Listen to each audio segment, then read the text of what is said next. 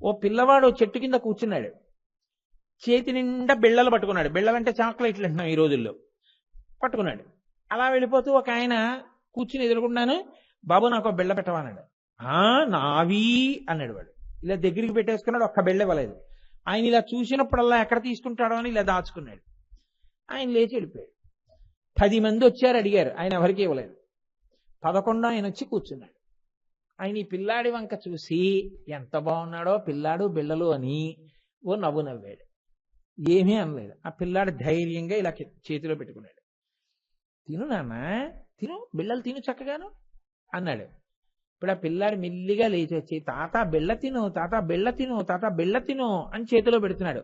వద్దమ్మా, నాకొద్దు, నువ్వు తిన్నా, పిల్లలు నువ్వు తినాలి, బిళ్ళలు నాకెందుకు, నువ్వు తిను అన్నాడు. వాడు మీద పడి నోట్లో పెట్టి తాత తిను తాత అని నోట్లో పెడుతున్నాడు. నాకు కొంచెం చాలే అని కొరికి ఇచ్చేస్తే కాదు తిను అని ఇంకోటి పెట్టేస్తున్నాడు. ఎవడు కావాలన్నాడో వాడికి ఇవ్వడు, ఎవడు నువ్వు తినన్నాడో వాడికి అన్నీ ఇస్తాడు. పిల్లాడు ఎటువంటి వాడో ఈశ్వరుడు అటువంటి వాడు. నువ్వు చేసే పూజ ఆయన కొరకే అయితే, నువ్వు చేసే సేవ ఆయన కొరకే అయితే, నువ్వు చేసే స్తోత్రం ఆయన కొరకే అయితే, దానిలో నీకు ఇంకే ప్రతిఫలాపేక్ష లేకపోతే, నువ్వు కేవలం అలా చేయకుండా ఉండలేక చేయడం నీ అలవాటుగా మారిపోతే ఆయన నీ వెంట పడ్డం అలవాటుగా ఆయనకుంటుంది. పరమేశ్వరుడికి ఉన్నటువంటి నామములలో ఒక అద్భుతమైన నామము భవః. భవ అంటారు. అయితే నిజంగా ఈశ్వరుడికి అవన్నీ పేర్లని మీరు అనుకోకూడదు. నేను మొట్టమొదటి రోజునే చెప్పాను, ఆయన యొక్క గుణములను ఆయన యొక్క వైభవాన్ని దృష్టిలో పెట్టుకున్నప్పుడు ఆయనకు వచ్చినటువంటి పేర్లవి గౌణములు అంటారు. అందుకే అలా ఆయన పిలవబడినటువంటి పేర్లలో భవ అన్న నామం సర్వోత్కృష్టమైనటువంటి నామములలో ఒకటి. ఈ భవ నామానికి వ్యాఖ్యానం తెలియడం అంటే జీవితాన్ని దిద్దుకోవడానికి ఒక మార్గాన్ని ఏర్పాటు చేసుకోవడం కుదురుతుంది. అందుకే భవ 2 పెద్ద పెద్ద హద్దులు, ఒక చివరికి ఒకటి, ఒక చివరికి ఒకటి కింద ఉంటుంది. భవ పక్కనే శర్వ నామాన్ని చెప్తారు. భవ అన్న నామమునకు అర్థమేమి అంటే భవంతి ప్రాణినః అస్మాత్ భవః అని. భవంతి ప్రాణినః, సమస్త ప్రాణులు, ఒక్క మనుష్యులే కాదు, ప్రాణముండి తిరిగేటటువంటి సమస్త ప్రాణులు, ఒకవేళ కదలలేకపోయినా ప్రాణమున్నవి అన్నవి ఏవున్నాయో అవన్నీ ఎవరిలోంచి పుడుతున్నాయో ఆయనని భవ అని పిలుస్తారు. కాబట్టి ఇప్పుడు ఈ పిపీలికాది పర్యంతంలో ఎన్ని ప్రాణులున్నాయి అని మీరు అనుకుంటున్నారో ఆ ప్రాణులన్నీ ఎవరిలోంచి వచ్చాయి, ఆయనలోంచి వచ్చాయి. అయితే ఇప్పుడు దీనివల్ల ప్రయోజనం ఏమిటి, అలా తెలుసుకోవడం వల్ల అని మీకు అనుమానం రావచ్చు.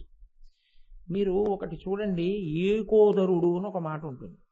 ఏకోదరుడు అన్న మాటకు అర్థం ఏంటంటే ఆ జన్మకి అంతే, ఒక్క కడుపులోంచి వచ్చినటువంటి సంబంధం ఉన్నవారు అని.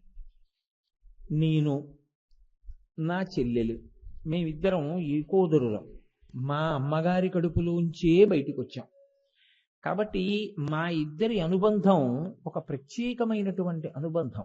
అది ఇంకా ఈ శరీరాలు ఉన్నంత వరకు ఆ సంబంధం పోయేది కాదు, అది తెంచుకుంటామంటే తెగేది కాదు. అలా ఎందుకు వచ్చింది అంటే అది నాకు చెల్లెలు. ఏ కారణం చేత చెల్లెలు అంటే మేమిద్దరం ఒక కడుపులోంచి రావడం చేత మేమిద్దరం అన్నా చెల్లెళ్ళం. అది చాలా గొప్ప అనుబంధం. అది నాకు 4 ఏళ్లకు కనపడచ్చు, 5 ఏళ్లకు కనపడచ్చు మా చెల్లి, కానీ నా చెల్లెలు కనపడిన రోజు నాకు పండగే. అలాగే నేను ఎప్పుడో ఒక్కసారి మా చెల్లెలి దగ్గరికి వెళ్ళొచ్చు, రోజు నేను వెళ్ళలేకపోవచ్చు, 2 ఏళ్లకో 3 ఏళ్లకో ఒక్కసారి నా చెల్లెలి దగ్గరికి నేను వెళుతూ ఉంటాను, యథార్థంగా కూడా అంతే.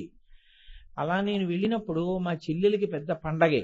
మా చెల్లెలు నాతో మాట్లాడినప్పుడు నాకు ఒక పెద్ద సంతోషం, నా చెల్లెలి కంఠం విన్నప్పుడు నాకు ఒక పెద్ద సంతోషం. ఎందుకలా అంటే ఏకోదరులము కనుక, ఒక కడుపులోంచి వచ్చినటువంటి అనుబంధం. భవ అన్న శబ్దం వల్ల సమస్త ప్రాణులు ఒక పదార్థంలోంచి వస్తే మనందరం ఏమవుతాం? ఆ అనుబంధము చేత మనం ఏమవుతాం? ఉపాధులు ఏవైనా కానివ్వండి, అవి చీమ, దోమ, నల్లె, కుక్క, పందె, పిల్ల విడిచిపెట్టండి. పైన కప్పుకున్నటువంటి తోలు మారిపోతోంది. పైన కప్పుకున్నటువంటి కంబళి ఏదుందో ఆ ఆచ్ఛాదన మారిపోతోంది. కానీ లోపల ఉన్న పదార్థం మాత్రం అంతటా ఒక్కటే ఉంది. కాబట్టి యథార్థమునకు మీరు ఆ భావనతో చూశారనుకోండి, మీరు పూజ గదిలోకి వెళ్ళి కట్టుకోవలసినటువంటి మడిబట్ట పెట్టుకునేటటువంటి స్థానం దగ్గర ఒక చీమల బారు పట్టిందనుకోండి, మీరు చూసుకోకుండా పంచె తీసి కట్టుకోవడం వల్ల ఆ చీమలన్నీ మిమ్మల్ని కరిచేసాయి అనుకోండి. మీరు కళ్ళజోడు పెట్టుకుని ఏమిటో ఇన్ని చీమలు కుట్టేస్తున్నాయని చెప్పి చూస్తే అక్కడ ఓ చీమల బారు, ఓ చీమల పుట్ట పెట్టింది అనుకోండి. వెంటనే మనం ఏం చేస్తామంటే ఆ కోపంతో వాటిని అన్నింటినీ కూడా ఏదో నలిపేయడము, చేయి పెట్టి రాసేయడము, ఏదో చేసేస్తే చచ్చిపోతాయి, పెద్ద విశేషం ఏం కాదు. కానీ మీకు భవానామం జ్ఞాపకానికి వచ్చింది అనుకోండి, ఇవి నేను అన్ని ఒక్క చోట నుంచే వచ్చాం, వాటి అల్లరి వాటిది, తెలిసి తెలియనితనం అలా అల్లరి చేస్తూ ఉంటాయి. ఏదో బాగా ఎడంగా పుట్టిన పిల్లలు అనుకోండి, బాగా ఎడం వరకు ఎందుకు, నాకన్నా పరిణతి నా చెల్లెలికి తక్కువేగా ఉంటుంది, నా అంత పరిణతి నా చెల్లెలికి ఉండదుగా, వయసులో పెద్దవాడిని కాబట్టి నాకే ఉంటుంది. అథవా ఒక్కొక్కసారి తెలివితేటల వల్ల చిన్నవాళ్ళకు ఉండొచ్చు. కానీ అల్లరి చేసినా నాకన్నా చిన్నది అని చెప్పి నేను సహిస్తాను, అంతేకాని వెంటనే దాన్ని నలిపేయడమో చంపేయడమో చేస్తానా? చంపను. మీకు ఈ భవ అన్న నామం జ్ఞాపకానికి వచ్చిందనుకోండి, మీరు గబుక్కుని చంపేయలేరు దీన్ని. అందరం ఒక కడుపులోంచి వచ్చాం, ఏదో పాపం దాని ప్రారంభం అది అలా తిరుగుతుంటుంది, చిన్నది ఏదో కుడుతోంది, తెలియనితనం వచ్చిన గొడవ ఇదే, ఇలాగే లేనిపోని అల్లరి చేస్తుంది, దీనివల్ల నా పని పాడైపోతుంది. రేపు నాకు మనవరాలు పుడుతుందండి, రేపు నాకు మనవరాలు పుట్టి నేను సంధ్యావందనం చేసుకుంటున్నాను అనుకోండి, అది మెల్లిగా బుడిబుడి నడకలు నడుచుకుంటూ పూజ గదిలోకి వచ్చేసి నేను అక్కడ అర్ఘ్యం ఇచ్చి పెట్టుకున్న పాత్ర, అభిషేకం చేసుకుందాం అనుకున్న నీళ్లు వాటి దగ్గర కూర్చుని అందులో చేతులు పెట్టి ఆడుతుంది. నేనేమైనా కొడతానా? తెలియంతనం వాళ్ళ అమ్మని పిలిచి, చూడు ఇది ఎలా అల్లరి చేస్తోందో, నేను కళ్ళు మూసుకుని గాయత్రి చేసుకుంటున్నాను, ఇది లోపలికి వచ్చేసింది, ఎప్పుడు వచ్చేసిందో ఆ మన్నీళ్ళన్నీ కొట్టేసింది, ఆ పువ్వులన్నీ విసిరేసింది చూడు అని నేను దాన్ని పిలిచి దాన్ని బయటికి పంపించేస్తాను తప్ప దాన్ని వెంటనే ఏమైనా చాలా హింస ఏమైనా చేస్తానా? దాన్ని ఏం చెయ్యను. అదో ఐశ్వర్యం అనుకుంటానంతే కదా. అథవా వాళ్ళ అమ్మ కూడా ఏదో పనిలో ఉందనుకోండి, ఏం చేస్తాను, దాన్ని ఒళ్ళో కూర్చోబెట్టుకుని గాయత్రి చేసుకోవాలి అంతే, అదో ఐశ్వర్యం అనుకుంటానంతే. బాల కూర్చుంది నా ఒళ్ళో అనుకుంటాను కదండి.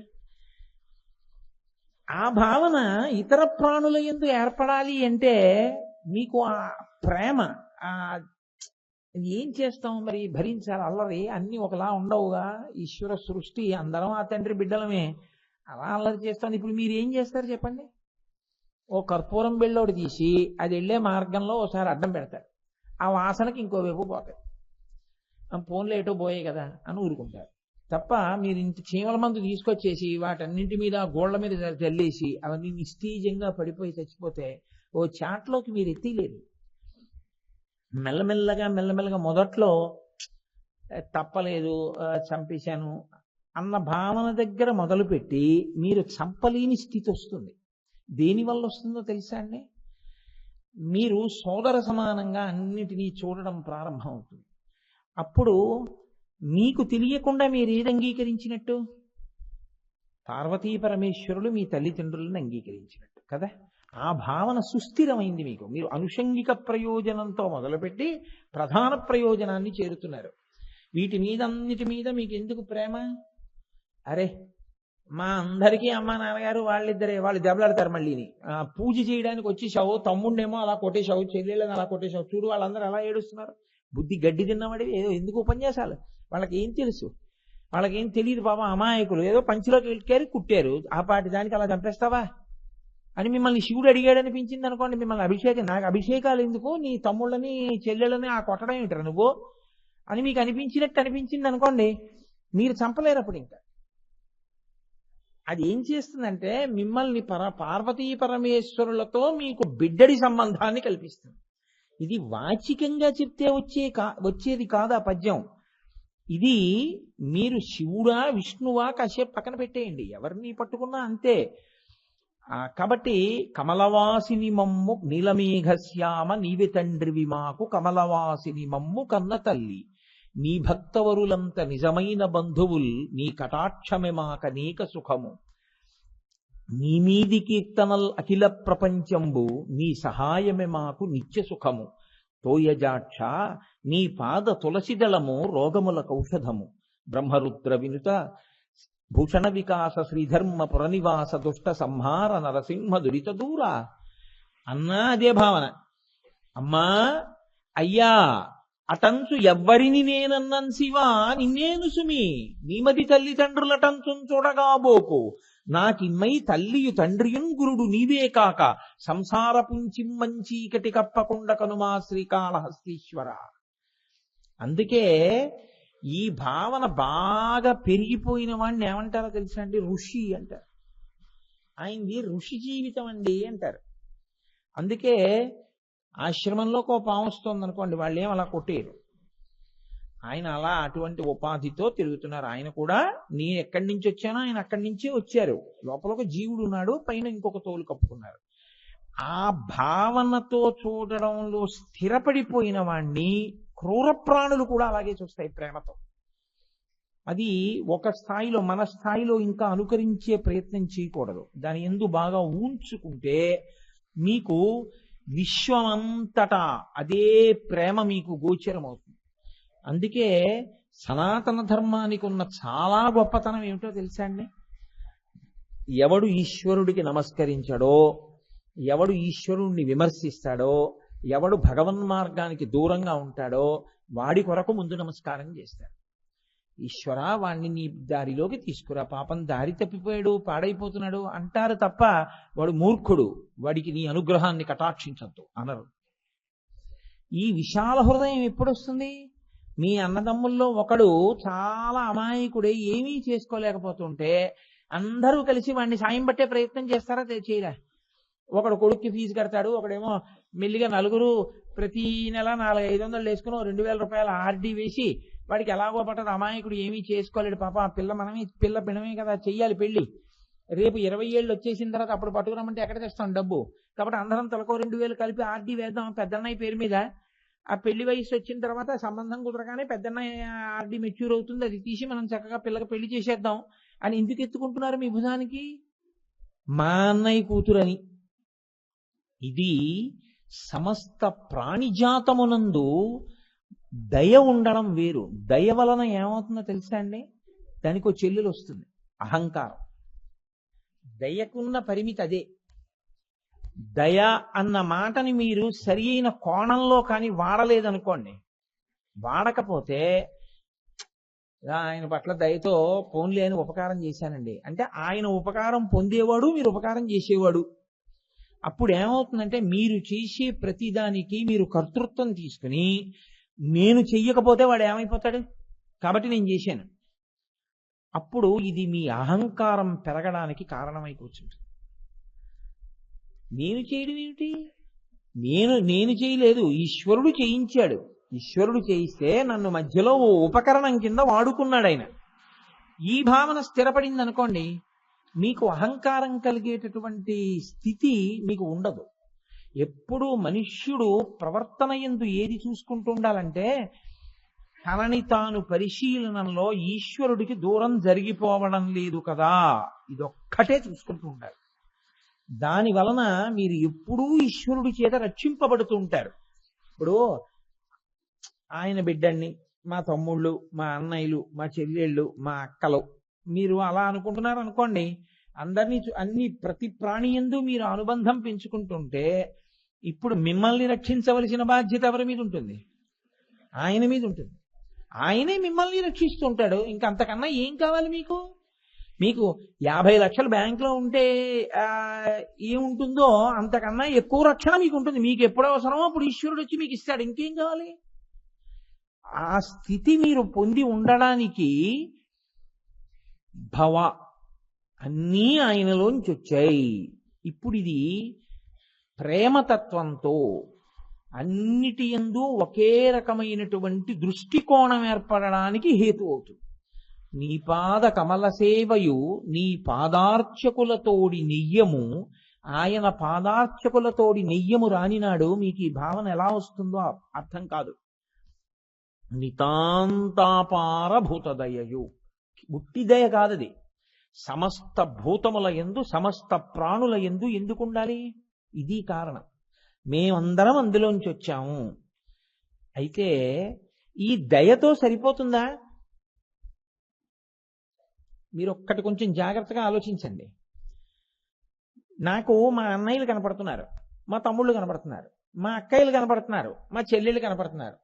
మేమందరం కలిసి ఎవరి దగ్గరికి వెళ్ళాలి? సంవత్సరానికి ఒకసారైనా మా అమ్మగారిని నాన్నగారిని చూడాలా? వాళ్ళు లేరేమో అనుకోకండి, వాళ్ళు మిత్యులు, వాళ్ళు ఉన్నారు, వాళ్ళు ఎప్పుడు వెళ్ళిపోరు, వాళ్ళు ఉంటారు. మరి మా అమ్మగారిని నాన్నగారిని చూడాలి, వాళ్ళు కనపడటం లేదు. మీ అమ్మగారిని నాన్నగారిని చూడాలంటే మళ్ళీ మార్గం ఎలా వస్తుందో తెలుసా అండి? దీన్నే కింద నుంచి పైకెక్కాలి. ఇదే సంగీతం. సంగీతం ఎందుకు ఉపాసన అవుతుందంటే దాన్ని నాదోపాసన అంటారు. సరిగమ పద నిసానిదప మగరిస. ఆరోహణ అవరోహణ. అవరోహణ అంటే కిందకు వచ్చేసావు ఈశ్వరుడి నుంచి, పైకెక్కు, కలుస్తావు మళ్ళీ. అందుకే రెండు సాతోటే. అలాగే మీరు మీ తమ్ముళ్ళు అన్నయ్యలు అక్కయ్యలు చెల్లెళ్ళు అందరూ కనపడుతున్నారు. అసలు మా అమ్మా నాన్నగారేరి? వాళ్ళని చూడాలని మీకు తాపత్రయం పెరిగిందనుకోండి, కింద నుంచి మళ్ళీ పైకి రావాలి. అప్పుడు ఎలా రావాలో తెలుసా? చీమను చూసి నయితి, ఇది కాదు మా నాన్నగారు. దోమను చూసి నయితి, ఇది కాదు మా నాన్నగారు. ఇది కాదు మా నాన్నగారు. నయితి నయితి నయితి నయితి నయితి, ఇవన్నీ కలిపి ఎక్కడి నుంచి వచ్చాయి? అక్కడికి వెళ్ళు. ఆఖరికి ఇదే నయితి. ఆఖరికి శంకరులు అంటారు, నేను మనస్సు కాదు, బుద్ధి కాదు, వాక్కు కాదు, కర్మ కాదు. ఎవరు నేను? చిదానంద రూప శివోహం శివోహం. ఇక్కడే హృదయ కమలంలో కూర్చుని ఉన్నాడు. నీవారస్సూకవత్తన్వి పీతాభాస్వత్యనూపమా. వేదం చెప్తోంది ఇక్కడే ఉన్నాడయా. వంగిన కమలం చివర ప్రకాశించేటటువంటి నిప్పురవ్వంత వాడిక్కడే ఉన్నాడు.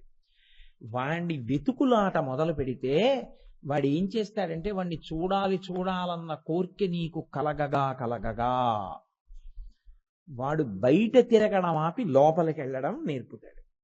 ఇప్పుడు లోపలికి వెళ్ళడం అలవాటు. ఈ లోపలికి వెడితే ఇక్కడ దర్శనమిస్తాడు. ఇక్కడ ఎందుకు కూర్చుంటాడంటే, ఆయన నీ మనసు ముందు భక్తితో నిండి ఉంటే ఆయన ఆ భక్తి మకరందం తాగడానికి తుమ్మెదగా వస్తాడు.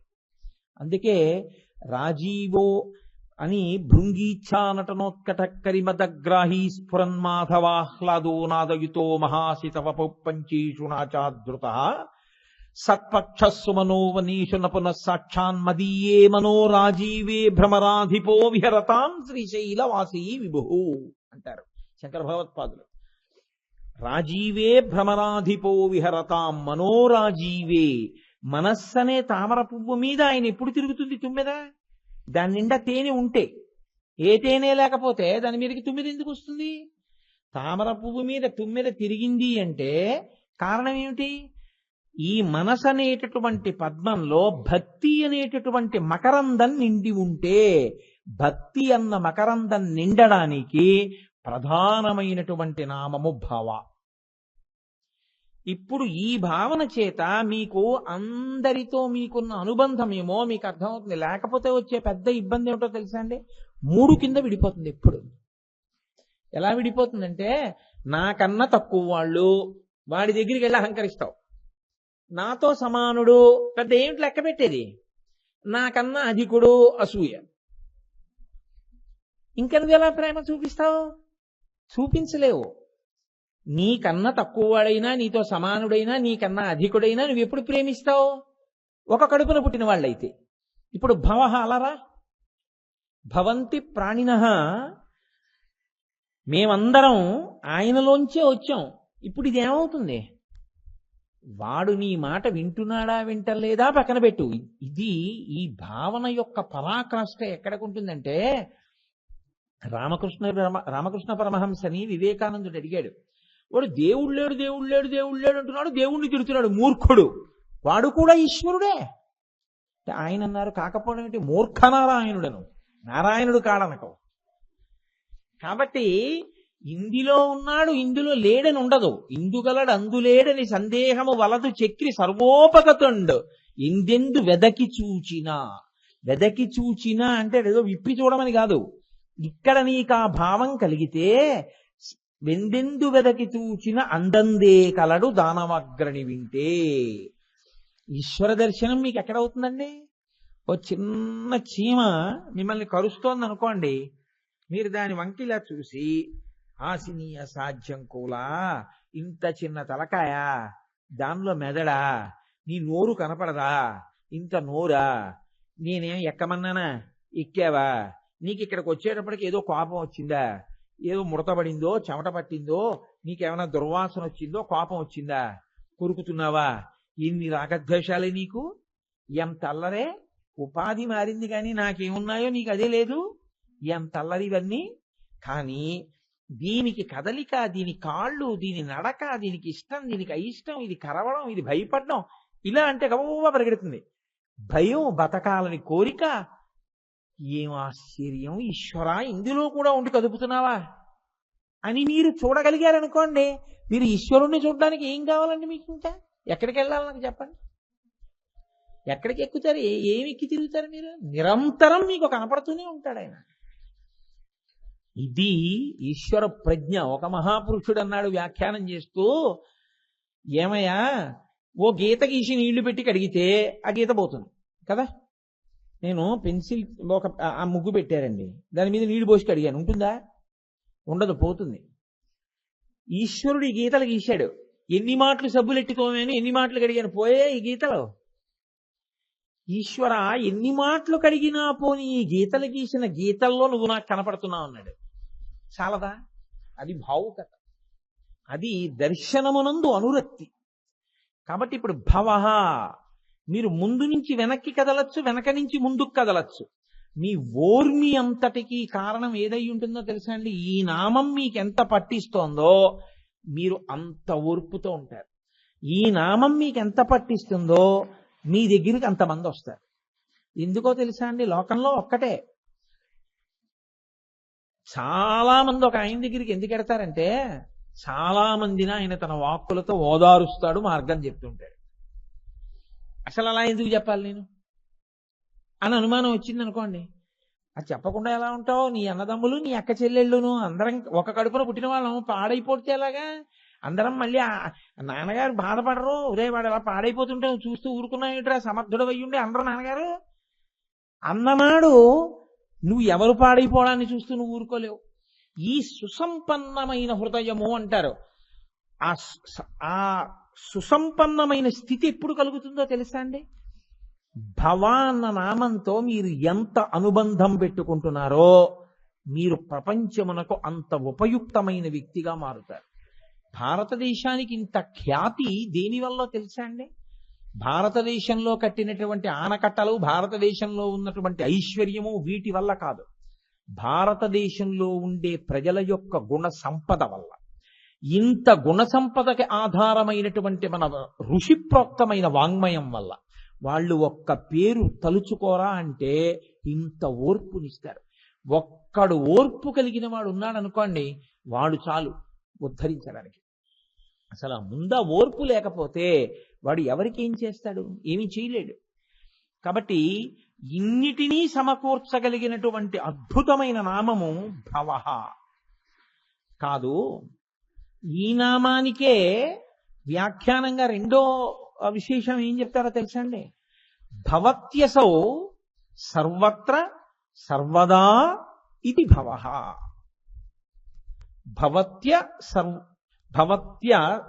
భవత్యసౌ సర్వత్ర సర్వదా.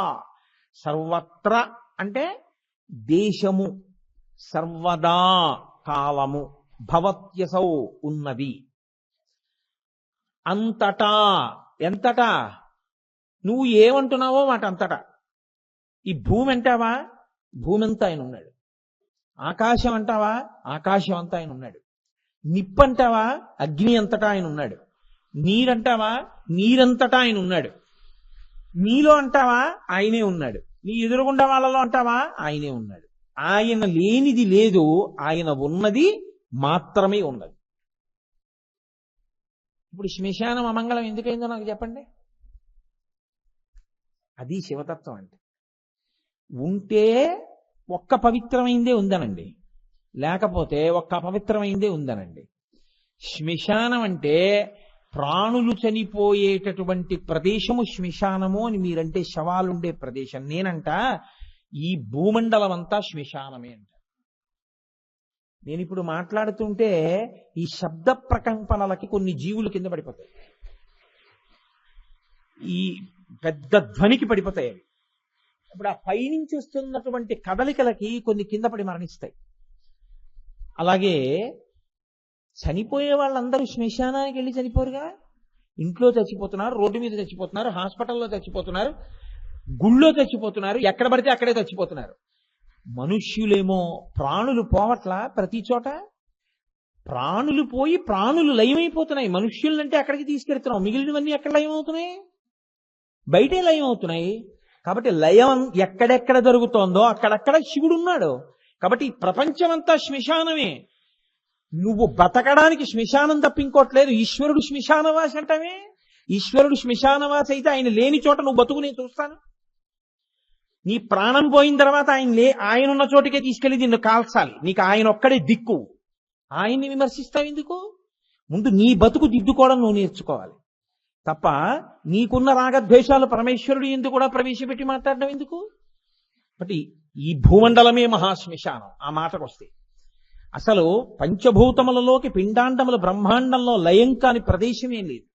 అది ఈశ్వరుడు శ్మశానవాసి అంటే. ఊపిరి అయిపోవాలని ఆయన నిర్ణయం చేస్తే ఎక్కడున్నా లయం అయిపోతాడు. ఎక్కడుండనివ్వండి లయం అయిపోతాడు అంతే. పాలు తాగుతున్నవాడు తాగుతూ లయం అయిపోతాడు.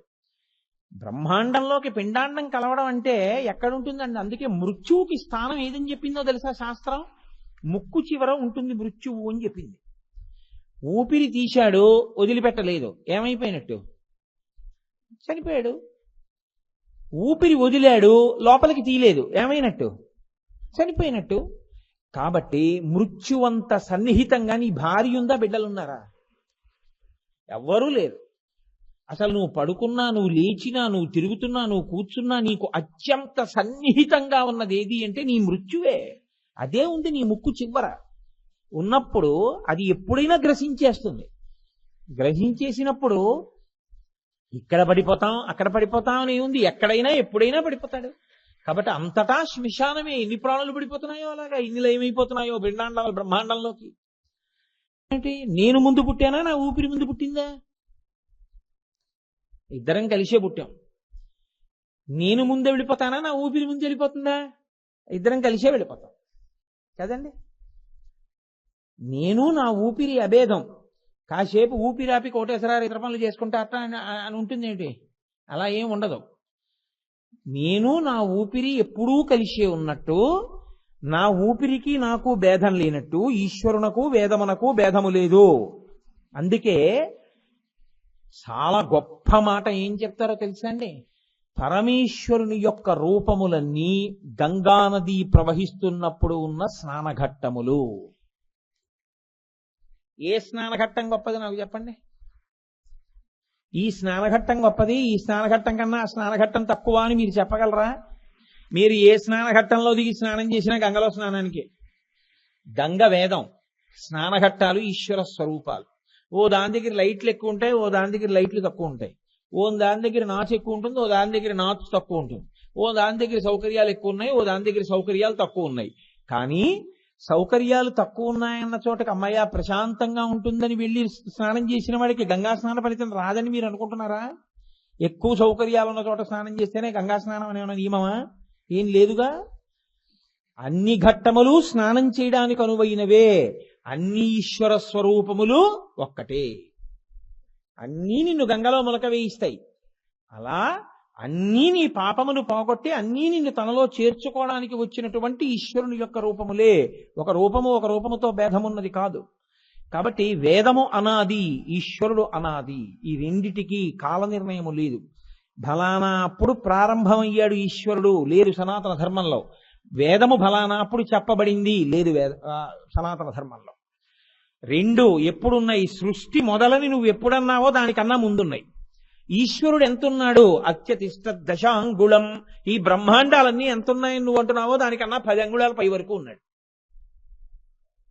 కాబట్టి భవత్యసౌ సర్వత్రా సర్వదా, అంతటా ఉన్నాడు, అన్ని కాలములలో ఉన్నాడు.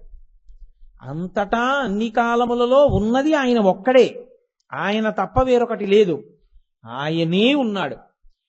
ఆయనే ఉంటే పరమాత్మ, మరి ఆయన మాకెందుకు కనపట్టలేదు అంటే ఆయనే ఉండి ఆయనగా కనపడకుండా ఇంకోటిగా కనపడేటట్టు చేయడం వల్లే నువ్వు మళ్ళీ మళ్ళీ పుడతావు. అదే మాయా. ఇది ఎంత చమత్కారంగా ఉంటుందో తెలుసా అండి? మాయ ఉన్నదా అంటే ఉన్నది, జ్ఞానికి మాయ లేదు. కాబట్టి ఉన్నదా లేనిదా? ఉండి లేనిది లేక ఉన్నది, అది మాయ.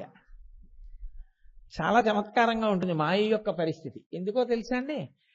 దాన్ని వివరించడానికి నేను ఎప్పుడూ ఎంచుకునే ఉపమానం ఒకటే.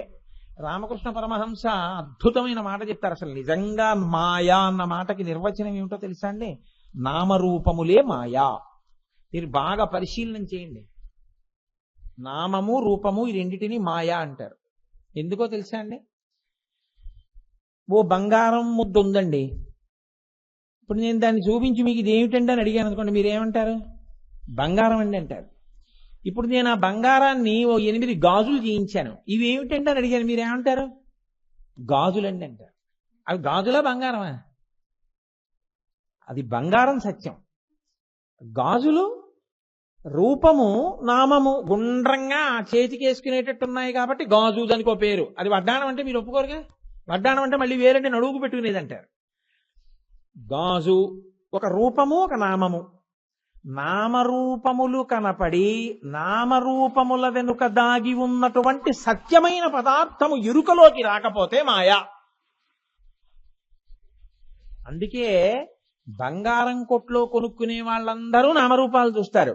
బంగారం అమ్మేవాడొక్కడు మాత్రం దానిలో ఉన్న బంగారం బరువు చూస్తాడు. ఆయన సత్యం ఒకటే చూస్తాడు. ఆయనకి నామరూపాలతో సంబంధం లేదు. నువ్వు గొలుసు కొన్నావా, గాజు కొన్నావా, ఉంగరం కొన్నావా, వడ్డాణం కొన్నావా ఆయనకు అనవసరం. ఆయన గాలి కూడా వేయకుండా సున్నితపుత్రాసులో పెట్టి గాజు తలుపులు వేసేసి నొక్కి చూసి మిల్లీగ్రాముల వరకు లెక్క కట్టి, అది చేయడంలో బహుశా ఎగిరిపోయిన తొనకల్ని కూడా తరుగుగా లెక్క కట్టి, దాన్ని చేయడానికి మజూరీ లెక్క కట్టి నీ దగ్గర డబ్బుచ్చుకుంటాడు. తప్పని ఎంత పొడుగుందో కొలిచి లెక్క పుచ్చుకుంటాడు ఏంటి? ఆయన దానిలో బంగారం చూస్తాడు, నువ్వు దాన్ని చూస్తావు. నే గాజులు కొనుక్కున్నానంటే ఆయన అంటాడు ఇవాళ ఓ కేజీ బంగారం అమ్మాను రా అంటాడు ఆయన. అంతేగాని ఇన్ని గాజులు అమ్మాను, ఇన్ని ఉంగరాలు అమ్మాను, ఇన్ని జోకాలు అమ్మాను అంటావు. ఇంత బంగారం అమ్మానంటాడు. మనం 3 గాజులు కొనుక్కున్నానంటాం. నామరూపములు మనం చూస్తాం. దానికి అసలు దేనిలోంచి వచ్చిందో అది సత్య వస్తువు. ఆ సత్య వస్తువు దర్శనమైతే నామరూపాలు ఉండవు. ఇంకా బంగారమే, చెవిపోగులు బంగారం, కంకణాలు బంగారం, కేయూరాలు బంగారం, వడ్డాణం బంగారం, ఉన్నది బంగారమే. దీన్నే దంతిదారు అంటారు. దంతిదారు. తండ్రి కొయ్యతో చేయబడిన ఏనుగుని తీసుకొచ్చి కొడుక్కిచ్చాడు. కొడుకు నాన్నగారండి ఏనుగు ఎంత బాగుందో నాన్నగారండి అన్నాడు. తండ్రి అన్నాడు అది కొయ్యరా అన్నాడు. దారు వికారం రా, అది కొయ్యిని చెక్కారు అలాగా అన్నాడు. కొడుకు అన్నాడు లేదు నాన్నగారండి మీకేమీ తెలియదు, ఇది ఏనుగు నాన్నగారండి. ఇదిగో తొండం చూసారా, ఇదిగో దంతాలు చూసారా, ఇదిగో కాళ్ళు చూసారా, ఇదిగో తోక చూసారా, ఇది ఏనుగు అంటున్నాడు. తండ్రి అంటున్నాడు నవ్వి కాదు అది దారు, అది చెక్క కొయ్య. కొడుకు ఏనుగు అంటాడు, తండ్రి దారు అంటాడు. ఎందుకని? తండ్రికి పరిణతి ఉంది, కొయ్యను చూస్తున్నాడు. కొడుక్కి పరిణతి లేదు, ఏం చూస్తున్నాడు? నామరూపాలు చూస్తున్నాడు. నామాన్ని రూపాన్ని పక్కకి పెట్టేసేయండి, మీకున్నది సత్యం. అది మాయా. అందుకే రామకృష్ణ పరమహంస ఏమంటారో తెలుసా అండి? ఉంది అంటే ఉన్నది, లేదు అంటే లేనిది, లేక ఉన్నది, ఉండి లేనిది. ఎలా అంటే ఆయన దృష్టాంతం చెప్పారు మాయ మీద. వెనకటికి ఒక మహానుభావుడు ఆశ్రమం కట్టుకుని ఆశ్రమంలో శిష్యులు పెట్టుకుని ఏదో తపస్సు చేసుకుంటున్నాడు ఆయన. శిష్యులందరూ కలిసి ఏదో ఇంకో గురువు గారి ఇంట్లో పెళ్లికి వెళ్ళిపోయారు. ఏ శిష్యుడు లేకపోతే ఈయన జపం చేసుకుంటున్నప్పుడు ఎవడో వచ్చి గురువు గారు ఉన్నారా అని తలుపు కొడతారు. జపం మధ్యలో లేవకూడదు. ఆయన ఏం చేశారంటే అలా వెళ్ళిపోతూ ఓ మేకలు కాసుకునేవాడిని పిలిచి, ఒరే ఒక్క రోజు పాటు నువ్వు వచ్చి నా పర్ణశాలలో నా శిష్యుడిగా కూర్చోరా అన్నారు. అంటే అతను అన్నాడు, ఈ బాబోయ్ నేను మీ శిష్యుడిని ఎలా అవుతానండి, నేను నోరు విప్పితే పసిగట్టేస్తారు, నా మాట తీరు వేరుగా ఉంటుంది. ఒరే నువ్వు మేకలు కాసుకునేవాడు ఏంట్రా అంటారు, నన్ను కొడతారండి, నువ్వెందుకు చేరావు పర్ణశాలలో అంటారు, నేను రానన్నాడు. ఆయన అన్నారు, నిన్న అలా నువ్వు మాట్లాడవలసి వస్తేగా అసలు గొడవ, నువ్వు మాట్లాడవలసిన అవసరం రాదు. ఉన్నారా అన్నారనుకో అను, లోపల ఉన్నారు జపం చేసుకుంటున్నారు.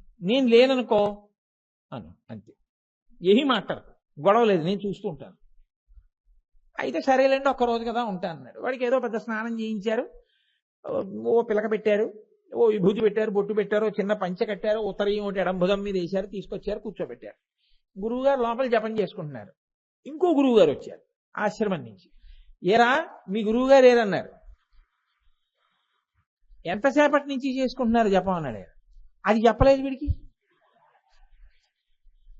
వీడికి ఏం చెప్పాలో అర్థం కాలేదు. ఎంతసేపటి నుంచి చేస్తున్నారా జపం, ఇప్పుడు లేస్తారా, ఎప్పుడు మొదలెట్టారో, ఇంకెంతసేపు ఉంటుంది ఇవాళ, వీడికి తెలిస్తే కదా. ఏట్రా ఎంత అడిగినా మాట్లాడావు, నువ్వేమన్నా మేకలు కాసుకునేవాడు ఏంట్రా అన్నారు ఆయన. అంతే వాడు లేచి పారిపోయాడు. తెలియబడితే ఉండదు, తెలియకపోతే ఉంటుంది. వాడు మేకలు కాసుకునేవాడన్న విషయం తెలియబడగానే వాడు వెళ్ళిపోయాడు, అంతే. అలా పిలిచేటప్పటికి అలా తెలియబడనంతసేపు వాడు కూర్చుంటాడు. మాయ కూడా అంతే, తెలిస్తే ఉండదు, తెలియకపోతే కూర్చుంటుంది. కాబట్టి ఉందా అంటే ఉంది, లేదా అంటే లేదు, లేక ఉంది, ఉంది లేదు, దాన్ని మాయ, అది తిప్పుతుంది. మహామాయా విశ్వం భ్రమయసి పరబ్రహ్మ మహిషి అంటారు శంకర భగవత్పాదులు సౌందర్యలహరిలో. ఈ మాయ వల్ల ఏమవుతుందంటే నామరూపాలతో అనుబంధం ఏర్పడుతుంది. ఈ పేరు, ఈ రూపం నాది, నేను నాది, నేను నాది, మధుకైటములు. దీనివల్ల ఈ సంఘం ఏం చేస్తుందంటే ఉత్తర జన్మల్ని నిర్ణయం చేసేస్తుంది. దేని మీద నీ మనసు నిలబడిపోయిందో దాన్ని బట్టి ఉత్తర జన్మ. కాబట్టి ఇప్పుడు ఇంతకీ నేను మీతో ఎందుకు ప్రస్తావన చేశాను ఈ విషయాన్ని? భవత్యసౌ సర్వత్ర సర్వదా ఇది భవః. అసలు ఉన్నవాడు, అంతటా ఉన్నవాడు ఆయనే. కానీ మనకు ఆయన కనపట్టలేదు. మనకి ఏం కనపడుతున్నాయి? బోల్డ్ అన్ని కనపడుతున్నాయి. మీరు, నేను, మొక్కలు, పువ్వులు, ఆకులు, చిగుళ్ళు, ఇవన్నీ కనపడుతున్నాయి తప్ప ఈశ్వరుడు మాత్రం ఎక్కడా కనపట్టలేదు. నామరూపములతో మనసు తాదాత్మ్యత చెందిపోయింది. ఇది ఇవాల్టి రోజు వచ్చిన శిక్షణ కాదు. కోట్ల కోట్ల జన్మలుగా మనసుకి ఇదే అలవాటైపోయింది. ఇది ఇవాల్టిదని మీరు అనుకోకండి, మనుష్య జన్మలోదని మీరు అనుకోవద్దు. కొన్ని కోట్ల జన్మలుగా దీనికి అలవాటు ఉంది. అలవాటు అయిపోవడం, మీరు నేను అన్నానని కాదు, మీరు ఒకటి చూడండి.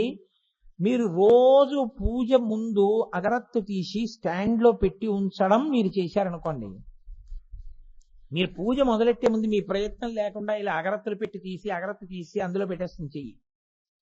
మీరు బయటికి వెళ్ళగానే చెప్పులు కోసం ఆగి వెతికేస్తుందండి మనసు. అది ట్రైన్ అయిపోయింది అలాగా. ఆగి చెప్పుల కోసం వెతుక్కోవడం అన్నది దాని అలవాటు. మీరు కారు దిగుతున్నారనుకోండి, చెప్పులు వదిలేసి దిగడం అలవాటు అయిపోయింది. ఎందుకని ఎప్పుడు దేవాలయంలోకి వెళ్ళడమే కారులో పెడితే, కాబట్టి చెప్పులు వదిలేసి వెళ్ళడం అలవాటు అయిపోయింది. నాకు ఒక్కొక్కసారి ఏమవుతుంటుందంటే, నేను గుళ్ళోకి రాకపోయినా ఎక్కడికో వెళుతున్నాను అనుకోండి కారులో, నేను అక్కడికి వెళ్ళేటప్పటికి చెప్పులు ఇప్పేసి దిగిపోతుంటాను కొట్టులోకి కూడా. అప్పుడు నాకు గుర్తొస్తుంటుంది, ఓహో నేను కొట్టుకు కదా వచ్చాను, ఇది చెప్పులు ఇప్పి దిగిపోతున్నాను, ఇదేం గుడి కాదు కదా అన్నప్పుడు మళ్ళీ చెప్పులు వేసుకుని దిగుతూ ఉంటాను. అంటే దానికి అలా అలవాటు అయిపోయింది. కారులో వస్తే గుడికి, కాబట్టి చెప్పులు వేసుకుని దిగం, మనం చెప్పులు వదిలిపెట్టి దిగడమే. అది అలా కమాండ్కి అలవాటు పడింది. ఇది కొన్ని కోట్ల జన్మల నుంచి అలవాటు పడింది. నామరూపాలు మాత్రమే చూస్తుంది. అది ఆ డొప్ప పైకి తీసి చూడడం దానికి రాదు. ఇది ఇప్పుడు అలవాటు చేయాలి. ఎలా అలవాటు చేయాలంటే, ఓసినీయ సాధ్యం కోలా నామరూపాలు కాదే భవుణ్ణి చూడు. ఆయన అంతటా ఉన్నాడు చూడు. ఆకలిలో, అన్ని ప్రాణుల ఆకలిలో ఆయనే ఉన్నాడు. అన్ని ప్రాణుల నిద్రలో ఆయనే ఉన్నాడు. అన్ని ప్రాణుల కదలికలో ఆయనే ఉన్నాడు. చూడు చూడు చూడు చూడు అని మీరు పరిశీలనాత్మకంగా చూడడం దానికి అలవాటు చేయాలి. చేస్తే ఇప్పుడు నామరూపాతీత స్థితి వైపుకి అది నడుస్తుంది. ఇలా నడవడానికి మొట్టమొదటి పట్టు ఎక్కడ దొరుకుతుందో తెలుసా అండి? భక్తి చేత దొరుకుతుంది. భక్తి చేత దొరకకపోతే దానికి ఉన్న లక్షణం మీకు చెప్పాను కదా, అది ఎప్పుడు పై పై వాటిని మాత్రమే చూస్తుంది. నాకు ఇవాళ ఎందుకో రామకృష్ణ పరమహంస ఎక్కువ జ్ఞాపకానికి వస్తున్నారు. మహానుభావుడు, అమృత భాండం ఆయన జ్ఞాపకం రావడం. ఆయన ఒక మాట చెప్పేవారు. వెనకటికి ఒక ఆయన గడ్డి కోసుకోవడానికి అడవిలోకి వెళ్ళి బయటికి వచ్చి, నేను ఒక ఆశ్చర్యకరమైనటువంటి జంతువుని చూశాను చెట్టు మీద. అడవిలోకి వెళ్ళగానే కనపడే మొదటి రావి చెట్టు మీదే ఉంది అది. ఆ చెట్టు మీద ఉన్న జంతువు మెరిసిపోతోంది. శ్రీమన్నారాయణుడు కట్టుకునే పీతాంబరంలా ఉంది, అంత పచ్చగా ఉంది. అంటే రెండో ఆయన అన్నాడు, నోరుమొయ్యి, నేను గడ్డి కోసుకొస్తూ ఉంటాను, నేను ఎన్నో మార్లు చూశాను. మొదటి రావి చెట్టు మీదేనా? అవును. దాని కింద కొండ ఉంటుంది, నీళ్లు తాగుతాం, అక్కడేనా? అవును. అక్కడ ఎప్పుడూ ఒక ఆయన కూర్చుని ఉంటాడు, అక్కడేనా? అవును. ఆ చెట్టు మీద ఉండే జంతువు ఆకుపచ్చగా ఉంటుంది, అది పసుపు పచ్చ కాదు. నీ మోహన్ నువ్వేం చూసావు అంటే మూడో ఆయన అన్నాడు, నీది తప్పే, ఎర్రగా ఉంటుంది అది, నేను ఎన్నో మాటలు చూశాను. ఇలా 6 చేరారు, 6 రంగులు చెప్పారు. అందరూ కలిసి నిర్ధారించుకుందామని అడవిలోకి వెళ్ళి చెట్టు కిందకి వెళ్ళారు. ఎప్పుడూ చెట్టు కింద కూర్చుని ఆయన ఒక ఆయన ఉన్నాడు కదా, మరి ఆయన్ని అడిగారు, ఏమంటే ఈ చెట్టు మీద ఉంటుందే అదేది ఎక్కడ కనపట్టలేదు, అది ఎప్పుడు నాకు ఆకుపచ్చగా, ఈయనకి ఎర్రగా, ఆయనకి పచ్చగా అంటున్నారు, అసలు ఏది దాని రంగు అంటే ఆయన అన్నాడు, దాని రంగు ఏమిటో నాకే తెలియలేదు ఇప్పటి వరకు. ఎందుకో తెలుసా, అది ఎప్పటికప్పుడు రంగులు మారుస్తూ ఉంటుంది. కాసేపు ఆకుపచ్చగా ఉంటుంది, కాసేపు ఎర్రగా ఉంటుంది, కాసేపు పచ్చగా ఉంటుంది, కాసేపు నల్లగా ఉంటుంది, కాసేపు ఊదా రంగులోకి ఎడుతుంది, కాసేపు బూడిద రంగులోకి ఎడుతుంది. అది రంగులు మారుస్తూ ఉంటుంది ఎప్పుడు. దాన్ని ఊసరవిల్లి అంటారు. రంగులు మారుస్తుంది కాబట్టే దాని పేరు ఊసరవిల్లి. కాబట్టి దానికి ఒక రంగు లేదు, నువ్వు అనుకుంటున్నావు. అది చూపించిన రంగేదో, ఆ రంగు నీకు బాగా ఏ రంగు నచ్చితే ఆ రంగు దాని రంగు నువ్వు అనుకుంటున్నావు, కానీ అసలు దానికి రంగు లేదని నీకు తెలియలేదన్నాడు. నువ్వు పట్టుకున్న ఈశ్వర రూపాల పట్ల భ్రాంతితో ఇదే ఈశ్వరుడు అని అనుకోవడం కూడా అలాగే ఉంటుంది. అసలు ఈశ్వరుడికి రంగు లేదు, రూపము లేదు. ఈశ్వరుని యొక్క రూపాలన్నీ కలిపి ఊసరవిల్లి, దానికి రంగే లేదు, అసలు దానికి అసలు రూపమే లేదు. నీ కోసం ఎన్ని రూపాలుగానైనా కనపడతాడు ఆయన. ఇది ఎవరికి తెలిసింది? ఓసారి వచ్చి చూసి వెళ్ళేవాడికి తెలియదు, చెట్టు కిందే కూర్చున్నవాడికి తెలిసింది. చెట్టు కిందే కూర్చున్నవాడంటే ఏమిటో తెలుసా అండి? చెట్టు మొదట కూర్చున్నవాడు. చెట్టు మొదట కూర్చున్నవాడంటే చెట్టు పాదాల దగ్గర కూర్చున్నవాడు. నమో వృక్షేభ్యో. సంతతము ఈశ్వరుడి గురించి చింతన చేసేటటువంటి వాడికి ఈశ్వరుడు ప్రచోదనం చేస్తాడు. నర్తకుని భంగి పెక్కగు మూర్తులతో ఎవ్వడాడు అంటారు పోతన గారు. ఆయనే కృష్ణుడి వేషం వేసుకుని కాసేపు నర్తించాడు, ఆయనే కాసేపు సాత్యకి వేషం వేశాడు, ఆయనే కాసేపు ధృతరాష్ట్రుడి వేషం వేశాడు. ఆయన ధృతరాష్ట్రుడా, ఆయన కృష్ణుడా, ఆయన సాత్యక? ఆయన మూడు కాదు, ఆయన నటుడు. ఈశ్వరుడు కూడా అంతే.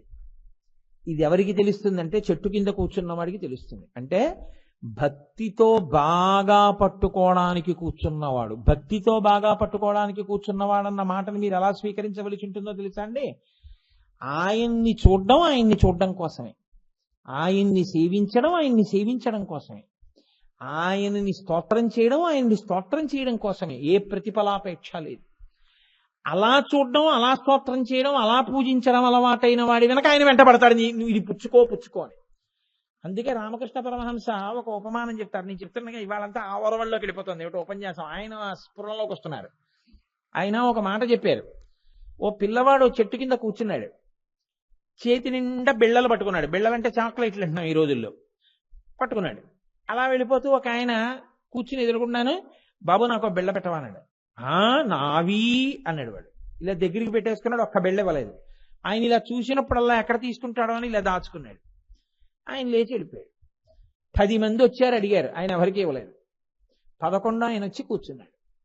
ఆయన ఈ పిల్లాడి వంక చూసి ఎంత బాగున్నాడో పిల్లాడు బిళ్ళలు అని ఓ నవ్వు నవ్వాడు. ఏమీ అనలేదు. ఆ పిల్లాడు ధైర్యంగా ఇలా చేతిలో పెట్టుకున్నాడు. తిను నాన్న, తిను, బిళ్ళలు తిను చక్కగాను అన్నాడు. ఇప్పుడు ఆ పిల్లాడు మెల్లిగా లేచి వచ్చి తాత బిళ్ళ తిను, తాత బిళ్ళ తిను, తాత బిళ్ళ తిను అని చేతిలో పెడుతున్నాడు. వద్దమ్మా, నాకొద్దు, నువ్వు తిన్నాన్న, పిల్లలు నువ్వు తినాలి, బిళ్ళలు నాకెందుకు, నువ్వు తిను అన్నాడు. వాడు మీద పడి నోట్లో పెట్టి తాత తిను తాత నోట్లో పెడుతున్నాడు. నాకు కొంచెం చాలే అని కొరికి ఇచ్చేస్తే కాదు తిను అని ఇంకోటి పెట్టేస్తున్నాడు. ఎవడు కావాలన్నాడో వాడికి ఇవ్వడు. ఎవడు నువ్వు తినన్నాడో వాడికి అన్ని ఇస్తాడు. పిల్లాడు ఎటువంటి వాడో ఈశ్వరుడు అటువంటి వాడు. నువ్వు చేసే పూజ ఆయన కొరకే అయితే, నువ్వు చేసే సేవ ఆయన కొరకే అయితే, నువ్వు చేసే స్తోత్రం ఆయన కొరకే అయితే, దానిలో నీకు ఇంకే ప్రతిఫలాపేక్ష లేకపోతే, నువ్వు కేవలం అలా చేయకుండా ఉండలేక చేయడం నీ అలవాటుగా మారిపోతే, ఆయన నీ వెంట పడ్డం అలవాటుగా ఆయనకుంటుంది. ఈ స్థితికి వెళ్ళిన వాడెవడో వాడికి ఈశ్వర దర్శనం యథార్థంగా కనపడుతుంది. అప్పుడు వాడికి అంతటా ఈశ్వరుడు కనపడతాడు. అలా కనపడని వాడిని చూస్తే ఆశ్చర్యంగా ఉంటుంది. అలా ఎలా కనపడలేదురా వీడికి అంటాడు ఆయన. ఇలా ఎలా కనపడుతోంది ఆయనకి అంటాడు వీళ్ళు. చాలా మందికి కనపడరు కాబట్టి కనపడిన ఒక్కడిని చూసి పిచ్చాడంటారు. ఎందుకో తెలుసా అండి, లోకంలో జ్ఞానులందరినీ పిచ్చాడని ఎందుకన్నారు అనుకుంటున్నారు? రామకృష్ణ పరమహంసని పిచ్చాడింది లోకం. అందుకే శంకరుడికి ఓ పేరుంది, ఉన్మత్త శేఖరాయన మహా పిచ్చాళ్ళకి పెద్ద పిచ్చాడు ఆయనని. ఎందుకంటే ఎవరికీ అర్థం కాడు. మన పిచ్చంతా సంసారం పిచ్చి, ఆయన రాశీభూతమైనటువంటి జ్ఞానం, ఆయన మనకు అర్థం కాడు.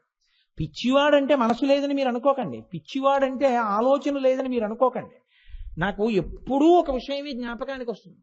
నేను ఒకసారి పద్మప్రియ సినిమా హాల్లో సినిమా చూసి బయటికి వచ్చేస్తున్నాను. అది కొండెక్కినట్టు ఎక్కాలి స్కూటర్ ఎట్టుకుని పైకి ఎక్కి బ్యాలెన్స్ చేసుకోవడానికి ఆయన ఆగాను ఒకసారి టర్న్ తిరగడానికి. ఆ డ్రైనేజీ బద్దలైపోయింది, చిన్న రాయి ఒకటి పక్కకి తప్పుకుంది, మురుగుడు నీరు బుడగలతో వెడుతోంది. అక్కడ ఒక అతను కూర్చుని చక్కగా పద్మాసనం వేసుకుని ఓ సిగరెట్ పెట్టిలో ఉన్నటువంటి ఓ అట్టముక్క తీసి దాన్ని చివర ఉద్ధరణికి ఉండేటటువంటి దానిలా చేసి కాడలా పెట్టుకుని తీసి ఆ మురుగునీరు ఇలా పోసుకుని ఓం కేశవాయ స్వాహ, ఓం నారాయణాయ స్వాహ అంటున్నాడు. నేను అలా ఉండిపోయాను కాసేపు.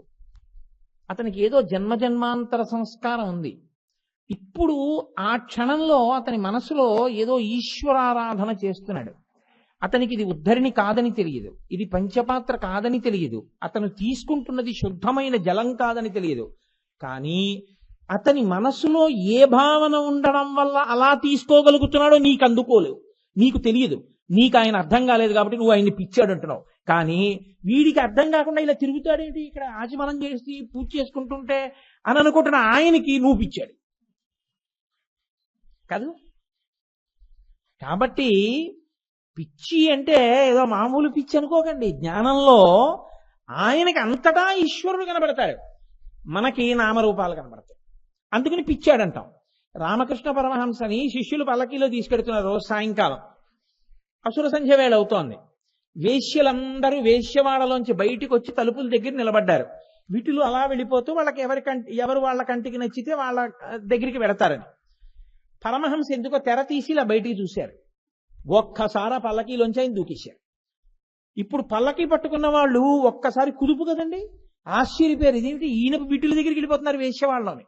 ఆయన పరిగెత్తుకుంటూ వెళ్ళిపోయి ప్రతి వేశ్య కాళ్ల మీద పడిపోయి నా తల్లి కాళి, నా తల్లి కాళి, నా తల్లి కాళి అంటున్నారు. ఆయన్ని బలవంతంగా కాళ్ళు చేతులు పట్టుకుని పల్లకి ఎక్కించి తీసుకొచ్చారు. అన్న అదేమిటంటే అలా వాళ్ళ దగ్గరికి వెళ్ళి వాళ్ళ మీద పడిపోయి అలా మా తల్లి కాళి, మా తల్లి కాళే అన్నారు. వాళ్ళు విటులండి, వాళ్ళు వేశ్యలు, విటుల కోసం నించున్నారన్నారు. అంటే పరమహంస అన్నారు వాళ్ళు వేశ్యలా?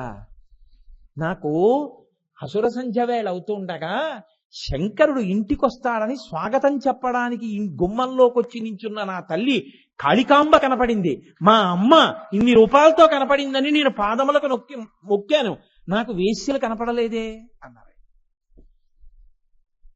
చాలా మందికి సంతర్పణ చేశాక ఒకే గుడ్డ పెట్టి తుడుస్తున్నారు, తడిగుడ్డ.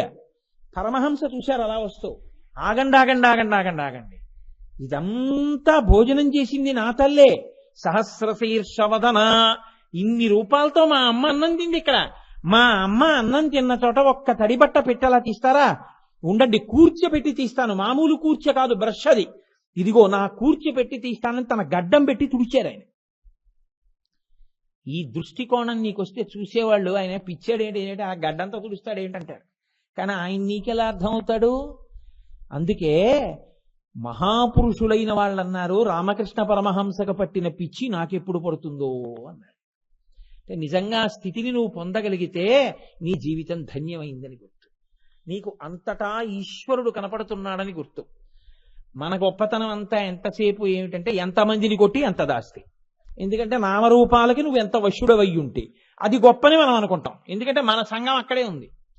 అందుకని మనకంత గొప్పతనం ఎక్కడ కనపడుతుందంటే ఎంత దాస్తాడు, ఎంత చేస్తాడు, ఇవే మనకి కనపడేవి తప్ప అసలు అలా ఉదార చిత్తంతో అంతటా అన్నీ చూడగలిగినటువంటి ప్రజ్ఞారూపంతో నిలబడగలిగిన స్థితి మనకుండదు. ఆ స్థితి దేని వల్ల వస్తుంది? ఆయన అనుగ్రహంతోటే వస్తుంది. ఆయన అనుగ్రహించాడు అనుకోండి, ఆ మాయా అన్న తెరని తీసేస్తాడు. తీసేస్తే నామరూపాలు కనబడవు. నామరూపాలుగా ఉన్న ఈశ్వరుడు కనబడతాడు. అంతర్బహిష్ట సర్వం వ్యాప్త నారాయణ స్థిత అని నువ్వు ఎన్ని మాటలు నిలబడి మంత్రం చెప్పేసినా నీకేం రాదు. ఎప్పుడు వస్తుంది? నిజంగా ఈ స్తంభం రూపంలో నారాయణుడు, మొక్క రూపంలో నారాయణుడు, పండు రూపంలో నారాయణుడు, ఈ రూపంలో నారాయణుడు, ఈ రూపంలో నారాయణుడు, ఈ రూపంలో నారాయణుడు, అంతటా నారాయణుడు అన్న స్థితి ఏర్పడితే భక్తి దాని ఎందో అంతర్లీనమైపోతుందంటే ఇంకా కొత్తగా ఏం ఉండదండి. భక్తి అన్న మాటకు అర్థం అంతే. నేను చెప్తున్నాను కదా, ఒక్కొక్క రోజు నీవుటో ఏదో ఒకటే పట్టుకెళ్ళిపోతూ ఉంటుంది మనసు, ఇంకా అలా దాన్నే పట్టుకుంటుంది, సొరంగంలో వెళ్ళిపోతున్నట్టు. పరమహంస ఒక విషయం చెప్తుండేవాడు. పూర్వం ఒక వర్తకుడు ఉండేవాడు. ఆయన పని ఏమిటంటే చీరలు అమ్మేవాడు. ఆయన నేతనేసి చీరలు అమ్మేవాడు. ఎవరైనా వచ్చి చీర ఎంత అని అడిగారు అనుకోండి, అయ్యా ఇది తయారు చేయడానికి నేను తీసుకొచ్చిన ఇందులో వాడబడినటువంటి దారం 6 అణాలు, నేను ఇచ్చిన కూలి 2 అణాలు, నేను వేసుకున్న లాభం 2 అణాలు, ఈ చీర 10 అణాలు, మీరు తీసుకుంటే నాకు 2 అణాలు వస్తుంది, మీరు తగ్గించేయమంటే 2 అణాలు తగ్గించేస్తాను, నాకు ఏ నష్టం రాకుండా ఉండాలంటే. మీరు ఇవ్వాలనుకుంటే 2 అణాలు ఇవ్వచ్చు, లేదా 1 అణా అన్న ఇస్తే నా పొట్ట పోసుకోగలుగుతాను. అందరూ ఆయన్ని చాలా మెచ్చుకుని ఆయన చెప్పిన డబ్బిచ్చి ఆయన చీరలు పుచ్చుకునేవారు. ఆయన అలా అని 1 అర్ధనా పుచ్చుకునేవాడు కాదు. ఆయన ఎందుకు అలా చెప్పేవాడంటే ఆయన ఎప్పుడు ఎవరిని చూసినా ఈశ్వరుడికి చెప్తున్నాను. అబద్ధం ఎందుకు? ఈశ్వరుడికి చెప్పి తింటున్నాను, 2 అణాలు లాభం వేసుకు తింటున్నాను ఈశ్వర అని చెప్తాను. ఈశ్వరుడే వచ్చి ఆ చీర కొనుక్కుంటున్నాడు. నన్ను పోషించడం కోసమని నేను పెట్టిన పెట్టుబడి పైన 2 అణాలు ఇవ్వడానికి సర్వేశ్వరుడు వస్తున్నాడు లోపలకని ఈశ్వరుడికి చెప్తున్నానని చెప్పేవాడు. ఆయనకి వ్యక్తులు కనపడేవారు కాదు, చీరలు కొనుక్కోవడానికి వస్తే ఈశ్వరుడు కనపడేవాడు. ఆయన ఒక రోజు రాత్రి నిద్ర పట్టక ఈశ్వరుణ్ణి తలుచుకుంటూ ఆ వీధిలోకి వచ్చి నిలబడ్డాడు. చీకటి పడిపోయింది. రాజుగారి కోటలో దొంగతనం చేసి దొంగలు అలా వెళ్ళిపోతూ, చాలా బరువు ఉందిరా ఎత్తుకొచ్చిందంతాను, గోడలు జారిపోతున్నాయి, ఆ గోడలు ఎక్కాం, గొంతులు ఎక్కాం, మోసేవాడు ఎవడైనా ఉంటే బాగుండు అనుకుంటే ఈయన కనబడ్డాడు. ఏమయ్యా నువ్వు మోస్తావా ఈ సామాను కొంచెం అన్నారు. ఈశ్వరుని ఆదేశం అది అయితే అంతకన్నా కావలసింది ఏముంది, మీకు ఉపకారం చేయగలిగితే అలాగే మోస్తానన్నాడు. తల మీద పెట్టుకున్నాడు, తీసుకెడుతున్నాడు. వాళ్ళు ఏదో మాట్లాడుకుంటున్నారు, వాళ్ళు వెళ్తున్నారు. ఈలోగా ఈలలు వినపడ్డాయి, రక్షక భటులు వచ్చారు. దొంగలకు భయం కదండి, వాళ్ళు పారిపోయారు. ఈయన ఎందుకు పారిపోతాడు? ఈయన అలాగే నించున్నాడు. రక్షక భటులు వచ్చి ఏమిట్రా నీ తల మీదని మూట విప్పారు. రాజుగారి సొత్తు. ఈయన్ని తీసుకెళ్లి ఖైదులో పారేశారు. మర్నాడు పొద్దున్న న్యాయమూర్తి దగ్గరికి తీసుకెళ్లి నిలబెట్టారు. ఆయన నిర్భయంగా నిలబడ్డాడు. ఏమయ్యా ఎక్కడిది నీకు ఈ సొత్తు? రామచంద్రమూర్తి అనుగ్రహం వల్ల రాత్రి నిద్ర పట్టలేదండి, రామానుగ్రహం వల్ల వీధిలో నించున్నాను, రామానుగ్రహం వల్ల ఇప్పుడు నాకు అర్థమైన విషయం ఏంటంటే దొంగలు వచ్చారు, రామానుగ్రహం వల్ల వాళ్ళు నన్ను తల మీద పెట్టుకుని మొయ్యమన్నారు, రామానుగ్రహం వల్ల మోస్తూ వెళ్ళాను, రామానుగ్రహం వల్ల రక్షక భటులు వచ్చారు, రామానుగ్రహం వల్ల దొంగలు పారిపోయారు, రామానుగ్రహం వల్ల నేను దొరికిపోయాను, రామానుగ్రహం వల్ల రాత్రంతా ఖైదులో ఉన్నాను, రామానుగ్రహం వల్ల న్యాయమూర్తి అయిన మీరు పిలిచారు, రామానుగ్రహం వల్ల నిజం చెప్పమన్నారు, రామానుగ్రహంతో నిజం చెప్పాను, రామచంద్రుడు ఏం చేస్తే చేస్తారన్నారు. ఈలోగా రక్షక భటులు వచ్చి అయ్యా రాత్రి దొంగలు దొరికారంటే అసలు పాపం ఈయన కాదుటన్నారు. ఆయన అన్నాడు, అరే చూస్తేనే తెలుస్తోందా ఈయన ఎంత నిజాయితీ పరుడో, విడిచిపెట్టేయండి అన్నాడు. రామచంద్రమూర్తి అనుగ్రహం వల్ల మీరు విడిచిపెట్టారు, నేను వెళ్ళొస్తానని వెళ్ళిపోయాడు. ఇప్పుడు ఆయనకి ఖైదులో పెట్టినప్పుడు బాధ లేదు, అడిగినప్పుడు ఖేదం లేదు, తాను చెప్పినప్పుడు ఆవేదన లేదు, తన్ని విడిచిపెట్టినప్పుడు మోదం లేదు, దొంగాని పట్టుకున్నప్పుడు కొడుతూ తీసుకెళ్ళినప్పుడు ఆయనకి వ్యగ్రత లేదు. ఎందుకు లేదంటే ఇవన్నీ రాముడు చేయిస్తున్నాడు. నేను రాముడి చేతి వస్తువు, నా కర్మ ఇలా నశించిపోతోంది, నా పాపం పోతోంది. ఇప్పుడు ఆయనకి అంతటా రాముడే కనపడుతున్నాడు. ఇది భక్తి పండిపోతే జ్ఞానంగా మారిపోవడం. ఇది ఎలా పండుతుంది అంటే భక్తి వలన మాత్రమే పండుతుంది. భక్తి పండకపోతే ఒక్కనాటికి మీకు భవనామము సాక్షాత్కారమునకు రాదు. మీకు ఈశ్వరుల్లోనూ భేదాలు కనబడి, మనుష్యుల్లోనూ భేదాలు కనబడి, ఎప్పుడూ నామరూపాలు కనబడిన వాడికి భవనామం ఏమర్థం అవుతుందండి? ఇంకా మాయే ఉంటుంది వాడికి, అంతే. ఎరుకమాలిన వారు బహువిధంబుల నిన్ను పేరుకొండ్రు అంటారు పోతన గారు. ఎరుక లేకపోతే వాడికి ఈశ్వరుడు కూడా చాలా రకాలుగా ఉన్నారంటాడు తప్ప, ఒక్కడేనండి ఈశ్వరుడు ఇన్ని మూర్తులుగా ఉన్నవాడని వాడు అనలేడు అంటారు పోతన గారు. కాబట్టి పరమేశ్వరానుగ్రహము చేత నామరూపములుగా కనపడేటటువంటిది అంతటా నిండి నిబిడీకృతమై సర్వత్ర సర్వదా భవత్యసౌ, అంతటా అన్ని వేళలా ఆయనే ఉన్నాడు తప్ప వేరొకడు లేడన్న భావం నీకు ఎప్పుడు కలుగుతుంది? ఆ భవ భవ భవ భవ భవ భవ అన్న నామం బాగా పట్టుకుంటే ఆయన అనుగ్రహం నీకు కలుగుతుంది. కలగకపోతే ఏమవుతుంది? పట్టుకోకపోతే ఆ భవ కొంప ముంచుతుంది. ఎలా అవుతుందో తెలుసా అండి? భవం సంసారమై కూర్చుంటుంది. సంసారం అంటే ఎడతెరిపి లేని ప్రవాహము. ఇందులో ఏముంటుంది? భవ భయ ఖేద చిదేవందే అంటారు శంకరాచార్యులు వారు షట్పది స్తోత్రంలో. దానిలో భయం ఉంటుంది. ఎందుకో తెలుసా అండి? ఉన్నది పోతుందేమో, రావలసింది రాదేమో, అంతే. రెండు భయమే వాడికి ఎప్పుడు భయం. ఎందుకంటే నాకున్నది పోతుందేమో, నాకు రావలసింది రాకుండా వీడు అడ్డొస్తాడేమో, ఎప్పుడు భయం. ఆఖరికి ఈ భయం ఎక్కడి వరకు అంటే దీంతోనే ఉండిపోవాలి. నాన్నగారు వెళ్ళిపోయారు, తద్దినం పెట్టావు. తాతగారు వెళ్ళిపోయారు, తద్దినం పెట్టావు. పెద్దన్నగారు వెళ్ళిపోయాడు, తద్దినం పెట్టావు. పక్కింటి ఆయన వెళ్ళిపోయాడు, నువ్వు చూసావు, శ్మశానానికి వెళ్ళొచ్చావు. ఇది మాత్రం వెళ్ళకూడదంట ఏంటి? ఎలా ఉంటుంది ఇది? ఇది కూడా వెళ్ళిపోదు? వెళ్ళిపోతుంది. వెళ్ళిపోయినప్పుడు అక్కడికి జవాబు చెప్పవలసిన స్థితి వస్తుంది. లైన్లో నించోపెడతారు, ఇలా చేతులు కట్టు నించోవాలి. ఏమిటి చేశావు నువ్వు? నా దగ్గర ఉంది. ఎన్ని మాట్లాడావో శ్రీశైలం. సాక్షి గణపతి కన్న తల్లి విసద్గుణావతి శాంభవి. వచ్చాడమ్మా, వీడు వచ్చాడు, శ్రీశైలం వచ్చాడమ్మా, 2-3 మాటలు వచ్చాడు పాపం. అనడానికి ఎప్పుడన్నా వెళ్ళావా? వెడితే 100 రూపాయలు అయిపోతాయని బెంగ నీకు. నువ్వు ఎప్పుడు వెళ్తావు? నీ వెంట వచ్చాయా? తల్లి గర్భము నుండి ధనము తాడెవ్వడు వెళ్ళిపోయడినాడు వెంటరాదు. లక్షాధికారైన లవణమన్నమె కాని మెరుగు బంగారంబు మింగబోడు. పొందుగా మరుగైన భూమి లోపల పెట్టి దాన ధర్మము లేక దాచి దాచి తుదకు దొంగలకిత్తురో దొరలకౌను. తేనె జుంటీగలియవా తెరువరులకు భూషణ వికాస శ్రీధర్మపుర నివాస దుష్ట సంహార నరసింహ దురిత దూర. మీరు చూడండి, కోట్లు ఉంటాయి కొంతమందికి, కడుపు నిండా అన్నం తిండో, సంతోషంగా సుఖాన్ని, తనకి కావలసిన సుఖాన్ని కూడా తాను అనుభవించాడు. అంటే గత జన్మలలో రుణపడి ఉన్నాడు ఎవరికో, వాళ్ళ కోసం సంపాదిస్తున్నాడు. ఈ శరీరం ఇలా పడిపోగానే వాళ్ళు భాగిస్తారు. 2 పెట్టో 3 పెట్టో 4 పెట్టో భాగిస్తారు. భాగించి వాటాలు వేసుకుని వాళ్ళు తింటారు. వాళ్ళ కోసం సంపాదిస్తున్నారు తప్ప వాడికి దాన్ని మార్చుకోవడం రాదు పుణ్యంగా. ఇదే చాలా కీలకమైనటువంటి విషయం తెలుసా అండి? ఎందుకో తెలుసా? మీకు ఊర్ధ్వలోకముల యందు నివసించాలి అన్నా, ఉత్తర జన్మలలో చెయ్యి ఇలా చాపకుండా బ్రతకాలి అన్నా, ఇప్పుడు మీరేం చేస్తున్నారన్న దాన్ని బట్టే ఉంటుంది. మీరు దేశకాలాదులు నెరిగి చేసిన పుణ్యం అంటే మీ శరీరంలో ఓపిక ఉంది, ఈశ్వరుడు గురించి ఖర్చు పెట్టావా? నీకు ద్రవ్యం ఉంది, ఈశ్వరుడు గురించి ఖర్చు పెట్టావా? మీరు చూడండి, నా దగ్గర 1,00,000 రూపాయలు ఉన్నాయనుకోండి, ఇవన్నీ బ్రీఫ్ కేసులో పెట్టుకుని నేను అమెరికాలో దిగి టీ ఇమ్మని ఇచ్చాను అనుకోండి, 1,000 రూపాయలు వాడు చింపి అసలు పారేస్తాడు. అసలు బాగా 5,000 వాడకు కావాలంటాడు. మీరు ఏం చేయాలి? అమెరికా వెళ్లే ముందు ఏ State Bank of India foreign exchange కౌంటర్కో వెళ్ళి దీన్ని డాలర్స్ కింద మార్చుకోవాలి. మార్చుకుని డాలర్లు పెట్టుకుని అడిగితే అక్కడికి వెళ్ళి ఏదో $1 $2 ఇస్తే ఇస్తారేమో. టీయో కాఫీయో వెళ్ళొచ్చిన వాళ్ళకి తెలుస్తుంది, నాకేం తెలుస్తుంది? కాబట్టి ఇక్కడ రూపాయి అక్కడ పనికిరాదు, అక్కడ డాలర్ ఇక్కడ పనికిరాదు, మార్చుకోవాలి. ఇక్కడ నీకున్న డబ్బు నిన్ను అక్కడేం ఉద్ధరించదు. వచ్చే జన్మలో ఇలా అని బతుకుతావు. ఇలా పెట్టింది లేదుగా.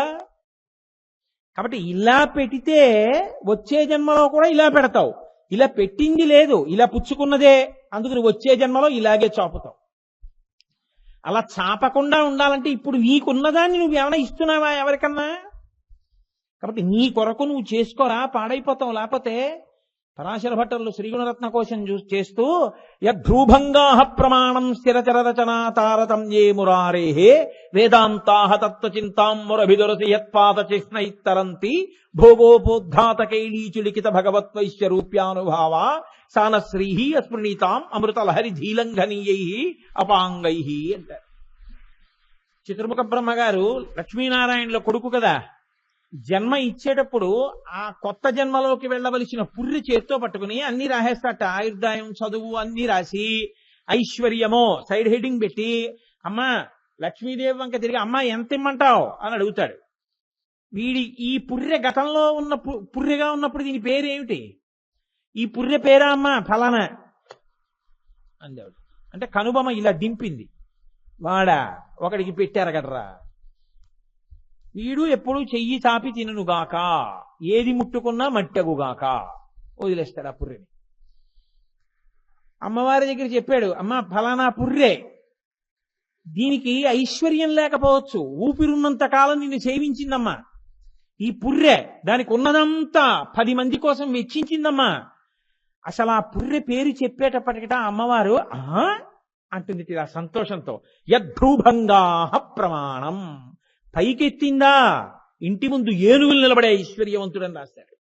ఆవిడ వాడా అని ఇలా దింపిందా అడుక్కు తింటాడని రాస్తాడు బ్రహ్మగారు. హరినాపి హరేణాపి బ్రహ్మణాపి సురైరపి లలాట లిఖితారేఖ పరిమాస్కం నశక్యతే. కాబట్టి అప్పుడు ఏడవడం ఎందుకు? ఇప్పుడు మార్చుకో జీవన విధానాన్ని. అందరినీ డబ్బు పెట్టేయమని శాస్త్రాలు చెప్పలేదు.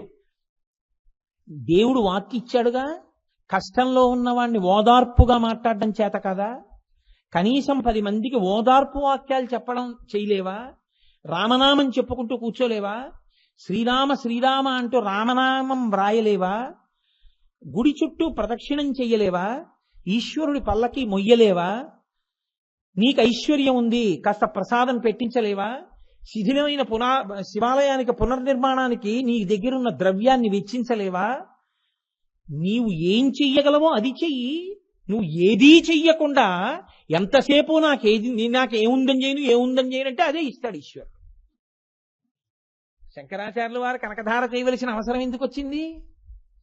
వృద్ధ బ్రాహ్మణి యొక్క దారిద్ర్య స్థితి చూసి శంకర భగవత్పాదులు వచ్చి నిలబడ్డారు ఇంటి ఎదురుగుండా బ్రహ్మచారి రూపంలో. గృహస్థాశ్రమంలో ఉన్నది ఎందుకు అంటే బ్రహ్మచారికి సన్యాసికి అన్నం పెట్టడానికే. అటువంటి బ్రహ్మచారి వచ్చి భవతి భిక్షాందేహి అన్నారు. ఏముంది ఇంట్లో? ఇల్లంతా వెతికింది. భర్త గారు వెళ్ళాడు పాపం, ద్వాదశి ఆ ఉపవాస విరమణ చెయ్యాలి, ఎక్కడైనా ఏమైనా దొరికితే పట్టుకొద్దామని వెళ్ళాడు, ఏమీ లేదు. అయ్యో ఇంత గొప్ప బ్రహ్మచారి ఇంటి ముందుకు వచ్చాడు, ఏమీ లేదు. ఆవిడ ఏడుస్తూ ఇల్లంతా తిరుగుతోంది. శంకర భగవత్పాదులు చూశారు ఆవిడ కష్టాన్ని. చూసి లక్ష్మీదేవిని అడిగారు, అమ్మా ఆవిడికి ఐశ్వర్యం ఇయ్యమ్మా అన్నారు. ఆవిడ టకటక కొట్టింది కంప్యూటర్లో, కొట్టి చూసింది. కుదరదు శంకర. ఏమమ్మా గత జన్మలలో ఇలా పెట్టింది లేదు శంకర, ఇలా ఏమైనా పెట్టుంటే చెప్పు. ఇంత పెట్టుంటే దాన్ని అంతగా పుణ్యం వేసిస్తాను. అసలు ఇంత లేదు పెట్టింది, దాచుకోవడం తప్ప. ఏమిమ్మంటావు? ఏ వడ్డు పెట్టిమ్మంటావు? ఇవ్వలేను. అప్పుడు చేశారు కనకధారా స్తోత్రం. అమ్మా నువ్వివ్వకపోతే ఎవరిస్తారు? దిగ్గస్థిభిక్కనక కుంభముఖావ సృష్ట స్వర్వాహినీ విమలచారు జలప్లుతాంగీం ప్రాతర్నమామి జగతాం జననీమశేష లోకాధినాథ గృహిణీం అమృతాబ్ధిపుత్రీం. నువ్వు కాకపోతే ఎవరమ్మా ఇప్పుడు దోషం తీసేసేది? విహంగ శిశవ్విషణ్ణే దుష్కర్మ ఘర్మమపనీయ చిరాయ దూరం నారాయణ ప్రణయినీ నయనాంబువాహ. అమ్మా చాతక పక్షి నీటి కోసం చూసినట్టు చూస్తోంది ఆవిడ. నువ్వే ఈవిడ దుష్కర్మని తొలగగొట్టి